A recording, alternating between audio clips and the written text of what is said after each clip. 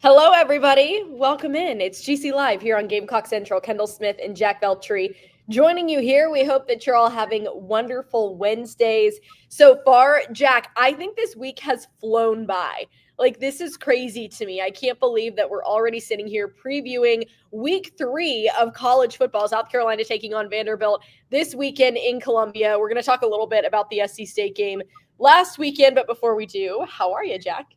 Doing good, Kendall. Doing good. Yeah, you're right. I think the week kind of is moving by fast, and that's kind of what the case is with football season in general. Like, it feels like forever ago since we were, in Atlanta for Virginia Tech week, and it's only 2 weeks ago. So, the season flies by quick, and you got to just enjoy it while you can. It goes by so quickly that we moved up our typical GC live time today to 1:30 because Jack is so busy. I'm busy with a lot of other things. So we apologize to anyone that's used to that 2:30 time. Hopefully we'll be back to that next week. But today we're here 1:30 in the afternoon on this lovely Wednesday, and we're excited to talk South Carolina football with all of you. Before we get into it, though, Jack, let's give a shout out to our presenting sponsor of the show, Clint Hammond. Yeah, if you've listened to us anytime before, and gosh, I don't even know how long now, years at this point. If you listened to us anytime before, you know what's coming. Clint Hammond of CMG Home Loans. If you've heard us talk about it once, you've probably heard us talk about it 1,000 times. Clint can help you out with the mortgage process or just the complications that come with buying a home. It can be, a complicated process, like I said, but that is what he is here for. He's been in the mortgage industry for over 20 years now. He's a lifelong Gamecock fan, also a longtime supporter of Gamecock Central and all of our GC Live programs. So if you need help, he's the guy to go to. Give him a call, 803-422-6797. The NMLS number for him is 71597.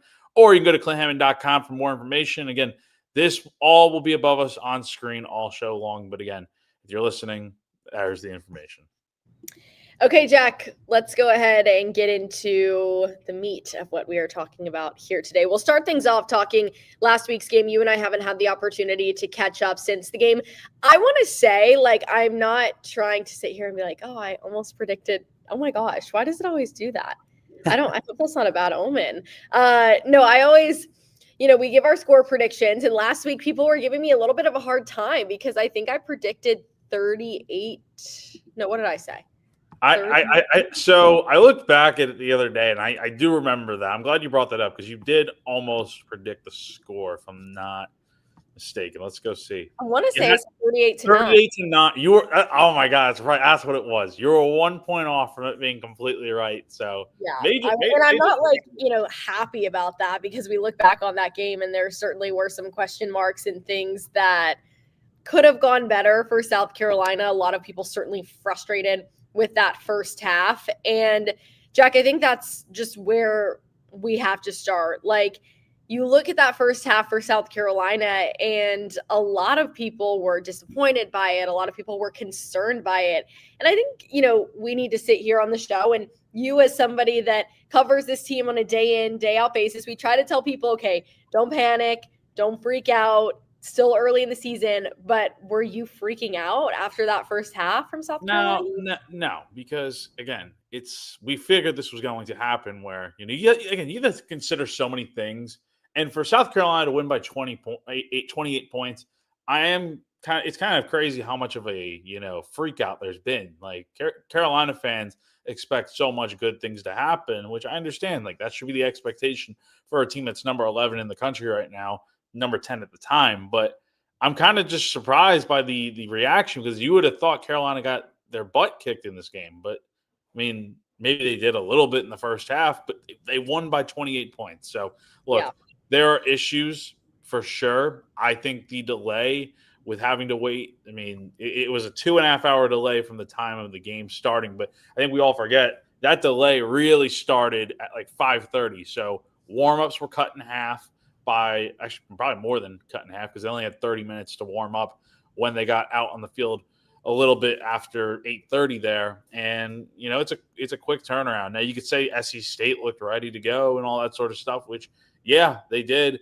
But I think also we've had this discussion where South Carolina just seemingly for whatever reason, I think this kind of happens for some big opponents. They are big teams out there. They just play down to their competition a little bit, like a little bit of a letdown where they aren't as dominant as they should be. I mean, again, SC State is a good team. I mean, say what you want about them being an FCS school and all that other stuff, but they came ready to play, and they met the match in the first quarter there, winning 3-0 at the start, and then second quarter, Carolina is still sluggish offensively. I think the main thing we take away from this game is that it's fine to overreact a little bit, but it's only 2 weeks, and given all those circumstances I just ran through right there, I think it's okay to be like, yeah, okay, South Carolina maybe just had a little bit of an off game for whatever reason, but they still won, and they won handedly. Yes, they did. And I think, we talk about the offense, and especially in that first half, I think that's where a lot of people, at least from what I was seeing, that's where they were finding concern with this group. And it is a little surprising because I think heading into the season, Jack, that is the area that most people were probably the least concerned about for South Carolina. And now we're sitting here a couple weeks into the season, and you would look at it and say, yeah, there are probably the most question marks surrounding the offense. Shane Beamer talked about it yesterday during his press conference. We'll get into that a little bit later in the show. But I think for a lot of people, it was one of those things where they just wanted South Carolina to come out rolling. And especially as you look ahead to this week, you see that they're taking on Vanderbilt, a very much improved Vanderbilt team. As Shane Beamer said yesterday, the best Vandy team he has certainly faced in his time coaching South Carolina. So you're getting into SEC play this week. And I think they just wanted it to be 4 solid quarters of football, which you didn't necessarily get. Now, of course, all of the other external factors, as you mentioned, there was a massive delay. So that certainly sets things back. It's only week 2. So you're still trying to figure some things out. You're still trying to iron out all the details as a team. It definitely will not be perfect. But I think that that's where a lot of people were raising concerns over, okay, you're taking on an SEC opponent this week. Do you have less confidence going into this week? I mean, again, you're right. You win by 28 points. You look at the final score, and South Carolina played a great second half. They were able to get things done. But do you take any kind of fear from what you saw a little bit of in that game and kind of bring it into this week? Jack's laughing. No, I'm just grinning at the fact that, I see what you're asking there. Yeah, there are some concerns for sure. But again, I meant to mention this before when I lost my train of thought. Carolina didn't exactly play well against lower competition last season. Do we remember the Old Dominion game? Yeah, where they won 23-19. I'll even go out on a limb and say they didn't play super good against Wofford and Akron. Those games, if I remember correctly, Carolina got off to a really slow start in the Wofford game before turning it on. And look at how that season went. Again, it's not the same team, and last season doesn't really matter when you look at this one. But I'm just saying, it's not like Carolina doesn't have this history of not playing its best ball. I mean, you see Ohio State out there kicking Grambling's butt, winning 70-0. You see Nebraska out here just walloping up on teams and stuff. And all these different schools are dominating the competition like they're supposed to, right? And you could say Carolina was not dominant in this game, but again, they got the win and they're 2-0. And look, it is what it is. You move on to this week. Now, am I a little bit concerned with the Gamecocks heading into week 3 against a Vanderbilt team that really played well out in Blacksburg against Virginia Tech? Heck yeah, I am. Absolutely. I think the offense has so much work to do to get right for this weekend here. I'm not sure what exactly to expect from the offense. Has Mike Shula need to open up the playbook? What's the question here? Are they holding Lenoris back? Is the offensive line going to figure out the blocking, and is the run game going to get going? A lot of questions that you have to answer really soon here this weekend. Otherwise, Vanderbilt, a team that scored 34 second-half points to beat Virginia Tech the other night. I mean, if they play like that on offense against South Carolina this weekend, granted, Carolina's defense is really good. Special teams has been great so far. So you're playing really well in 2 aspects of the game. But it's that third aspect, the one that gets you most of your points every single game. You can't rely on your defense and special teams to score a touchdown every game. You gotta get your own in this game offensively. And yeah, I'm a little bit concerned. At the beginning of the week, I definitely did think oh shoot, Vanderbilt is a lot more challenging. And I have not made my picks yet for this week with staff picks, but Kendall, I definitely have considered the fact of hey, I don't care if people don't like it. I may pick Vanderbilt to win this game just because I think they are legitimately a good. I think they're a good team. They are a good team. Like They're a good team. Like But again, if you're sitting there, I mean, think about this 2 weeks ago, even before the season started, we were sitting here saying, okay, in September, South Carolina has to win every single game. 5-0, and it's still very much possible. That's It's definitely possible, Yeah. but I mean, it was one of those things where we kind of just like breezed over it. It was like, yep, first 5 games, and then you get into the craziness of the schedule. Shout out Bakari Swain, by the way. I mean, he was responsible for 14 points on Saturday, and the defense had a touchdown as well. So you look at the fact that like the offense did next to nothing in this game. They scored 2 touchdowns in the second half, but I mean, it was brutal. I mean, 12 yards in the first quarter, a little bit over 100 in the first half.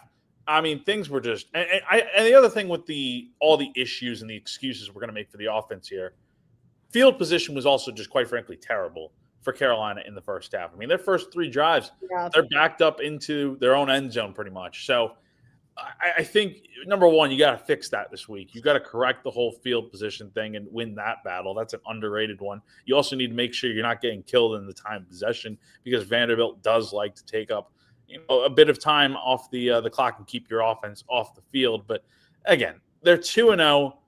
They've handled their business so far. All of their goals are still in front of them.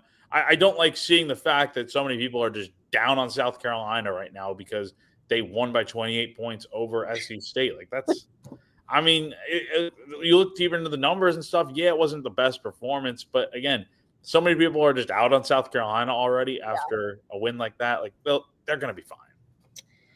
Yeah, I agree. I think that, we saw steady growth with the offense last year too. And maybe it's just one of those things again this year where, right off the bat, you would have hoped that you start the season off and you see just this explosive, unbelievable offense. But that just has not been the case to this point. If there is a time to get that going, this is certainly the weekend. Let's talk this matchup against Vanderbilt. Jack, they are a very talented team, and we saw that last year. They've just continued to be on the rise since Clark Lee has taken over. He's done a fantastic job with that program, and they have a guy, Diego Pavia, as their quarterback, who has made his mark on the program and in college football in general. He's been so impressive. So it is not an easy task for South Carolina this weekend. Now, is this a game that South Carolina should win? Yes, I do believe that this is a game that South Carolina should win. And I don't think it should be, I'm not saying it's going to be, South Carolina wins by 4 touchdowns, but I think South Carolina should feel comfortable in this game come the fourth quarter. That's my thought. They should. Really banging, laying down the hammer there. I'm not saying it will happen. I'm saying they should. They should. You're right. Be like that is what should happen. I'm not saying that's not necessarily my prediction. That's not what I'm saying will happen. I'm saying this is what should happen. If South Carolina plays to the level we know it can with the players that it has. You're darn right, Kendall. Absolutely right. Thank you, Todd. Amen to that, Todd.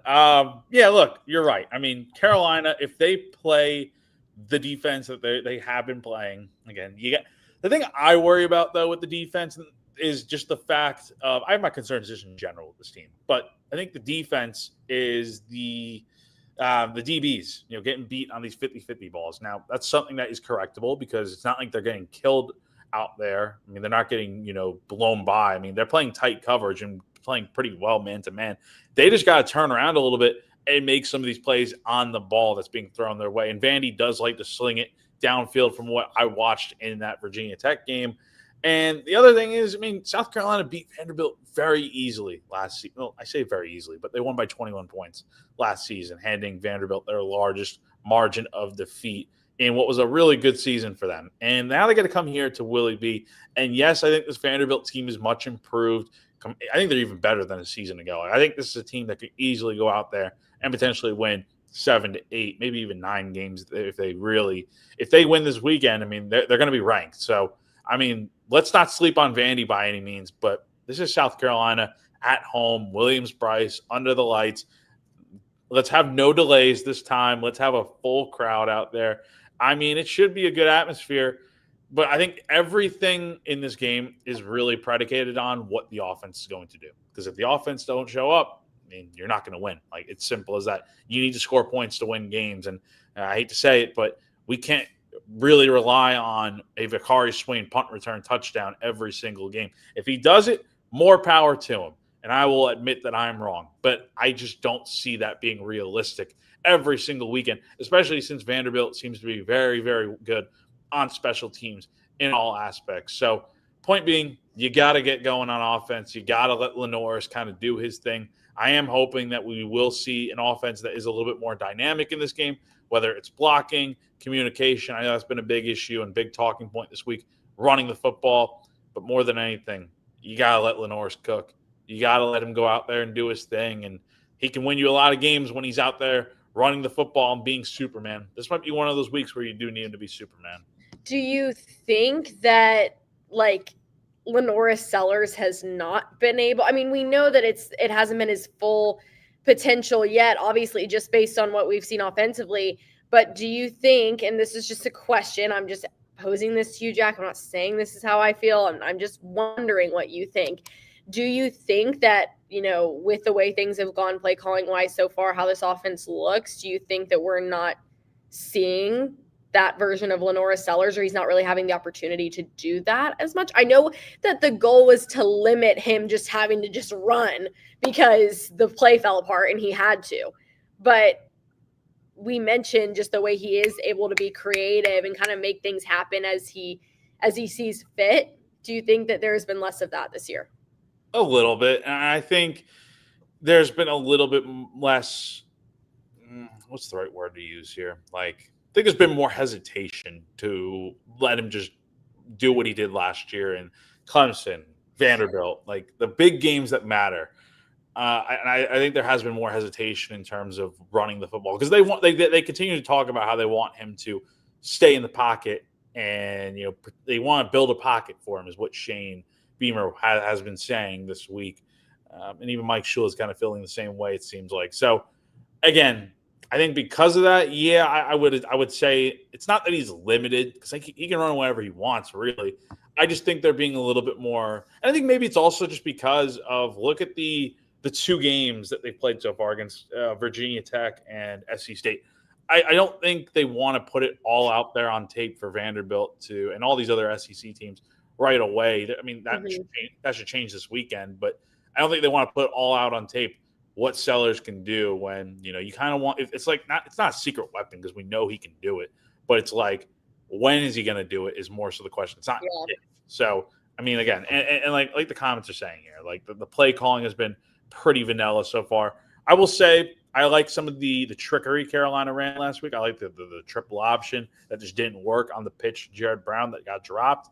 That's a play that you cannot have happen with a drop right there because it should have been a first down, in all honesty. The reverse to Nick Harbor kind of worked. So again, Shula does not deserve all the criticism in the world. I mean, it's just he's the one calling the plays, but it's ultimately up to the players on the field to go out and execute. And I don't think the execution has been anywhere where it needs to be. And this is an interesting comment here brought up by Ashley Moo. The word is that Sellers asked Shula for more carries. Shula didn't deny it in the presser. Yeah, it was asked during the presser, and it's interesting. Like, if that is ultimately the case, then that needs to be the case. Like, he needs to be carrying the football more times than we've seen. The 25 yards a game is not enough out of Lenoris Sellers. I know you attribute sacks to that too and stuff, but I think we really got to see Lenoris be that, like I said, that Superman type player that we all know he can be out there. Definitely. And I think, obviously Shula is very good at what he does, and there's a reason why he has a track record of being very successful. And you're right. I think there is a big point to be made about South Carolina having not taken on an SEC opponent up until this point in the season. Your first 2 weeks of the year, you want to get out there, you want to run some plays, but you don't want to show everybody everything you have. So this weekend, do you expect to see more offensively? And I think that's another question. And, we can talk about this here too. Shane Beamer had it brought up during his press conference yesterday. The run game has not been what South Carolina has hoped for up until this point. So do you expect that to be something that we see more out of this weekend too, Jack?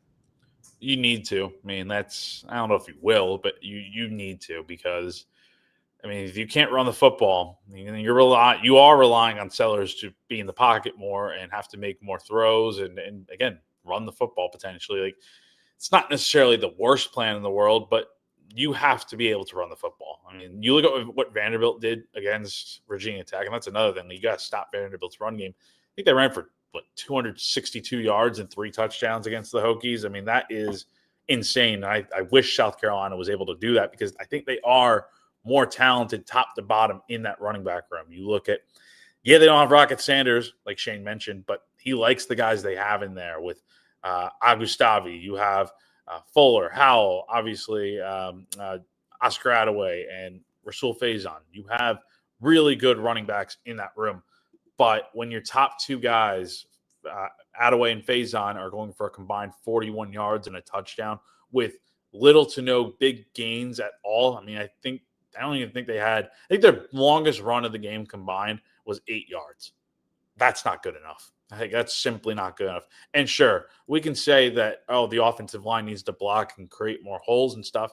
Yeah, okay. But these are running backs. They also need to be able to do their job, in that if there's not a hole, you got to, improvise. You got to do what like Lenoris does. Lenoris is, when there's not a hole, Lenoris is seemingly able to find ways to escape and stuff and make it work. So it's not 1-to-1, but it's kind of like that, where the running backs, if there's not a hole up front, find a way to get around and make a play happen, because there has not been enough explosive plays in the run game for South Carolina. And I think just in general, I mean, we talk about this, a lot. And I feel like we talked about this when Marcus Satterfield was the offensive coordinator all the time. The amount of time I said explosive plays during his era was unbelievable. And I think, obviously as a fan and as somebody who is just watching football and you're sitting there, yeah, football is more fun to watch when you see an explosive play. Like, that's just natural. That's human nature. You want to see the big play happen. But for South Carolina, we haven't, you haven't seen a ton of that so far this season. So again, you're hoping, Jack, this weekend that the playbook is opened up a little bit more as you take on an SEC opponent. People are concerned over the offensive line. You just talked about it a little bit there. Shane Beamer talked about it too. What did he have to say about the O-line? It's funny. I actually asked him a really interesting question, I think, just about so the offensive line, Casey Henry and Boaz Stanley, just for context and just recapping how things went yesterday, did talk to the media yesterday. And the main talking point, as I mentioned earlier, was communication, surprisingly enough. And this is what really caught my interest, is that Casey was pretty open and honest about the fact that there were 6 to 7 play calls in that SC State game, which, mind you, was not a sellout crowd. Like, yes, it was supposed to be, but obviously weather had a big impact on the fact that that crowd was not every seat in that stadium was full. So he was basically talking about how hard it was to hear some of the play calls and stuff just because of the noise and stuff in the stadium. And it made me think, like, okay, like, if you're struggling to hear the noise at a FCS level game, then how are you going to handle it, not just this weekend against Vanderbilt and what's another sold out crowd that should be even more full, but also you go on the road to LSU, Missouri, places like that, A&M, Ole Miss. You're going on the road playing in all these tough environments and stuff. Crowds are going to be crazy. Well, how the heck are you supposed to hear things then? And I asked Shane just about that, and he said he thinks it's a little bit overblown, quite honestly, and that, like, it's an issue. Obviously, it's concerning, but it's something that, there's a word or two in those play calls that sounds similar, and so he doesn't see why those are getting mixed up, but they are. And so the thing that they've been doing in practice this week is just really working on not just Lenoris talking louder, but Boaz talking louder, making sure every single player on that offensive line and just the offense in general is on the same page. So that I thought was pretty interesting. The blocking does need to be a bit better, but again, I don't think it's necessarily as terrible as the general public and the consensus is out there that they make it to be. Like, it's not great. I would not say the blocking is like world class or anything, but you look at those 2 touchdowns that Carolina had, The blocking was really good. So there is hope out there. I think the right side of the line is doing their thing with Tro and Kaysen. We'll see what happens with the left side. It needs to be a bit better, in my opinion. But again, they're not a lost cause by any means. And they have all the potential in the world. They have all these great talented players on that line. Now it's just about going out there, maybe just blocking a little bit longer to give Sellers and this offense more time. And I think that's the thing. And, we can talk about it a million times. We talked about it before week 1, 2. It's still early in the season. I understand there are frustrations definitely from the fan base, because when you look at this team, you're like, wow, there's so much talent. I mean, this is the most talented team South Carolina has had in quite some time when you look at this group on paper. So to see, and again, yes, we talk about the 28-point win against SC State, but when you watch that first half, I mean, that was tough to watch for a lot of people. And that's completely understandable, because you figured South Carolina would go out there, would score, would be impressive. And, it's been Vicari Swain on special teams that has produced a ton of points for this group up until this point in the season. Defense have done a really good job, but offensively, it just seems, again, I will say this 1,000 times, in week 2, you do not necessarily want to be at your peak. You're not going to say, yep, this is where we want to be for the rest of the season, and this is where we're going to hang out. Like, you want to continue to improve, but as you head into a weekend to play a team like Vanderbilt, this should be where South Carolina sets the tone for their play in SEC this season. They're playing in Columbia at Williams-Brice Stadium at night against Vanderbilt. I understand this is a very, very, very improved Vanderbilt team, and I am not going to sit here and say they couldn't win this game this weekend. They absolutely could win this game against South Carolina this weekend. It's a great group. Diego Pavia is an extremely talented quarterback. I will sit here and sing Vanderbilt's praises all day long, because I am truly amazed at what the program has done over the last few years to completely turn around. But if South Carolina, and I'm not trying to, make everybody freak out or like overreact or anything, but if they do not win this weekend, that is going to cause major, major, major concern, Jack. I'm not saying the season is over. Again, nobody clip this. If South Carolina doesn't win this weekend, the season doesn't have to be over. If they don't, there's a long season ahead and a lot could happen. There are upsets. Things happen in the world of college football. But when you're starting off SEC play, I cannot emphasize enough how important it is to start this strong. You've been given a great opportunity to be at home in front of your fans at Williams-Brice Stadium at night to start SEC play.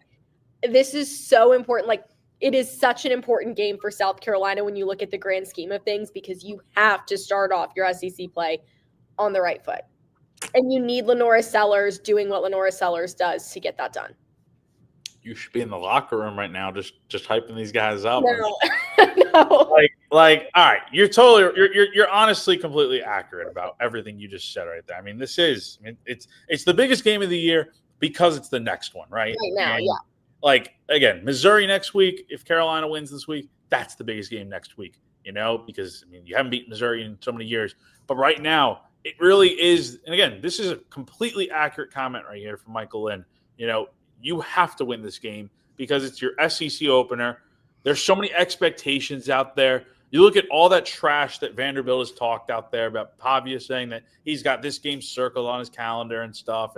And you have a Vandy offensive lineman, I don't even know his name because he's irrelevant in that sense, talking about how Dylan Stewart is whatever, right? And that Vanderbilt's going to go in, win this game, shock a lot of people. Like, you hear all that nonsense being talked on the outside, and it's like, it honestly makes this game a lot more interesting. Honestly, I love this isn't even a rivalry, but it's like, because South Carolina's won how many times in a row now? 16 and going for 17. That's not a rivalry in my opinion. And clip this, I guess, if Vanderbilt wins. I guess I was about to say, but clip it if Vanderbilt wins. But I think Carolina. You look at them. You look at all the optics of this game. Everything's pointing towards Vanderbilt, right? Again, they're this team on the rise. They're playing really good football and stuff. But it's at Willie B.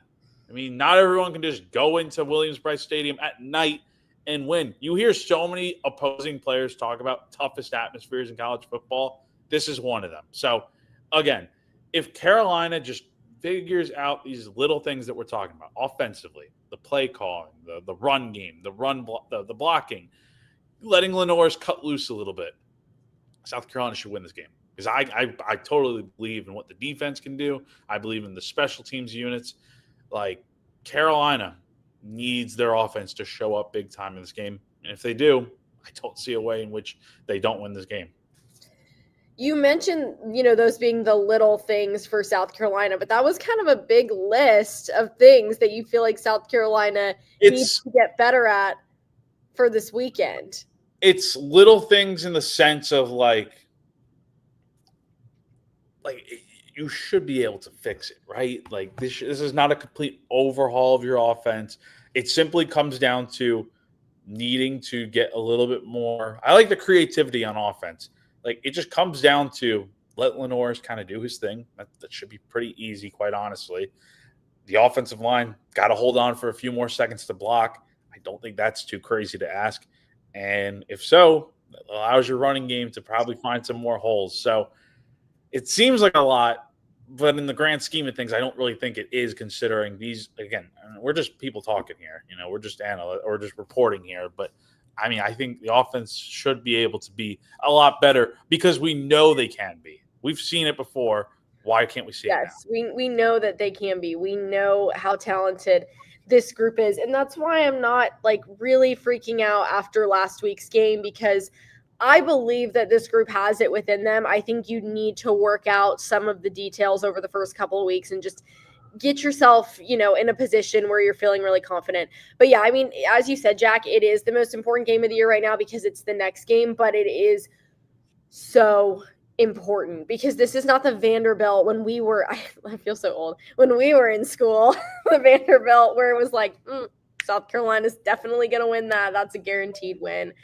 No, that's not the case anymore. And if you do not start off SEC play with a win at home over Vanderbilt,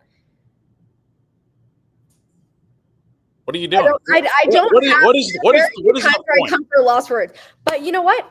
As I said at the beginning of the show, South Carolina should win this game, and I will tell you, I'm going to pick South Carolina to win this game before we even get our predictions out there. I mean, because we'll see them. I will pick South Carolina to win this game. I think that they should win this game. I don't think it will come nearly as easy as it has in the past. Beating Vanderbilt, they're a good team, but South Carolina should win this game, despite some of the problems we've seen. And we're also, let's keep this in mind, we're hyper fixated on South Carolina's issues right now. But let's remember that across the country, there are 1,000 other shows just like ours talking about other teams across the college football landscape that are talking about issues with every team, from Ohio State to Texas to Alabama. I don't even want to know what they're talking about in Tuscaloosa, to Florida right now in Gainesville. Think about across college football. We are all super focused on it because that's what we think about every day and read about every day and hear about every day.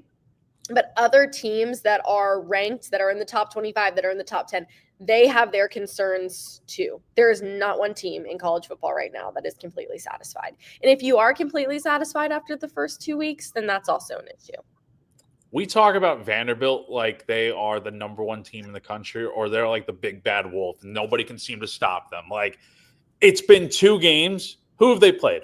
Charleston Southern? Okay, great. They played an FCS opponent. Yes, they went on the road to Blacksburg, and it's a very impressive victory. But again, SEC play is going to be unlike those other matchups. It's going to be tough going into Willie B, playing at night, and all these different things. And again, the one constant in all of South Carolina's inconsistencies over the years is the fact that they have been able to seemingly year in and year out, regardless of how bad or how good they are, I'm talking about South Carolina here, they're always able to beat this football team. I mean, 16 years in a row now. All right. Last time Vanderbilt won is 2008. I'm not jinxing it. I'm just saying the one constant has always been beating Vanderbilt. And yes, this Vanderbilt team is a lot better than years before. But again, South Carolina, when Vanderbilt was good last year, Carolina went into Nashville and handed them their largest defeat of the season. So a lot of the same players are back for Vanderbilt on offense and stuff. And the other thing to keep in mind, this defense for Carolina, which did lose a lot of pieces last year, has played very well so far this year, only allowing 1 touchdown. And yeah, you can make the same argument as we did with Vanderbilt that Carolina has not played a tough opponent yet. I get that. I do. But at the same time, the facts are the facts. The defense is doing their job right now. The special teams have been great. We're just waiting for a little. You get a little bit more from the offense in this game. I think you feel pretty good about it. Because I think this is going to be – I don't think it's going to be high scoring necessarily, but you are going to have to put some points on the board to where you probably look at you probably need to get somewhere in the 20s to win this game. Yeah, definitely. And start early and start fast. Because, again, it's just about establishing that confidence very early on. You don't want to play from behind. If you're South Carolina, you want to set the precedent. You want to set the tone. And so that's definitely the goal of this weekend. But also, if you're going to the game, make sure you make it the environment that it needs to be, because it needs to be tough. And this Vanderbilt team is very talented, and they will be very, they'll be a difficult opponent. So, yeah, I agree. As I was saying, I think that if South Carolina does what they need to do, then they should win this game. And like I said, by the fourth quarter, by the time it rolls around, it should be a comfortable win. If they are the team that we've talked about them potentially being all offseason long, doesn't matter what Vanderbilt is. If Vanderbilt's good, okay. But if South Carolina is supposed to be really, really good this year, if they are this playoff team that we think they can be potentially, forget what happened the last 2 weeks. If Carolina shows up, plays well in all 3 phases, they got the home crowd out there, they should win this game. I just cannot see them losing if they play well like they should. Jack has come a long way since the beginning of the show where he said that he might pick Vanderbilt to win. I said it after I saw the way Vanderbilt played on Saturday, I'm like, all right, maybe did my speech hype you up? I'm feeling the cheesiest, coach. I am ready to run through. I got some brick in my apartment behind here. I will literally go run through it. I'm ready to go, Kendall. Oh my gosh! Wow. Okay. Well, you hype people up in this chat. So I mean, I'm just trying to be realistic in the sense of, yes, this will be a tough opponent, but also I do believe South Carolina should win, and this game should be taken very seriously. Okay, this is not back in when were we in college? 2020. Yeah, 2020. When South Carolina. It's SEC play. Every single game matters from this point on. Yes. They all matter. Yeah. You look at the season as a whole, every single game 100% matters, but your next game is your most important. And I don't want to start getting into hypotheticals and stuff, but you're taking on Missouri the next week. Missouri's a good team. Plus it's in the other Columbia. So. And it's at night and on prime. Yeah. So it's this is essential. It's going to be like this a lot. Emphasize the importance of this weekend. So every weekend's going to be massive. For our full predictions, head over to GamecockCentral.com. They'll be out Friday. And that is not just South Carolina's game prediction. We go across the landscape of college football, talk about the biggest games of the weekend, where we think everybody's going to fall. But this is not it for Jack and I talking about this weekend. We will have Before the Sandstorm coming at you live on Saturday morning, so stay on the lookout for that. We'll just talk a little bit more in depth about predictions, what we think will happen that day, who needs to step up. Just a little bit more day of game conversation as we sit here and preview what we expect this weekend between South Carolina and Vanderbilt. But that's going to do it for Jack and I here today on GC Live. Thanks everybody for tuning in to this episode. We appreciate all of you, and we hope that you have an awesome rest of your Wednesday. We will see you Before the Sandstorm this upcoming Saturday. So for Jack Veltri, I'm Kendall Smith. Have a great day, everybody, and we'll see you soon.